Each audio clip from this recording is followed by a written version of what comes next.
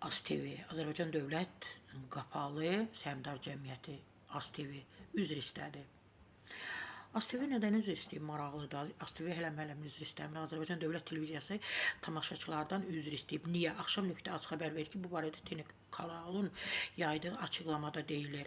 ASTV xəbərinin 20:00, yəni axşam 8-də buraxılışında İran İslam Respublikasının sabiq prezidenti Mahmud Əhməd Necata qarşı sui-qəsd törədilməsi ilə bağlı məlumat verilib.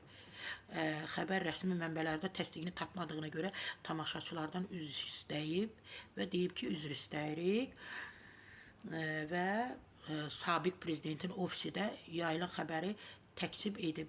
Mən 2 gün bundan əvvəl eşitdim ki, o dünyasını dəyişib də, bəli, sui-qəsd olub, nə bilim, belə bəzi digər nələrsə eşitdim. Çox sarsıldım. Çox sarsıldım ki, niyə görə, niyə? İndi eşidəndə ki, bu onun ölümünə bağlı təkzib veriblər, sağ-salamatdır, inşallah. Buna görə də Azərbaycan Dövlət Televiziyası ASTV üzr istəyib. Məndən bu qədər.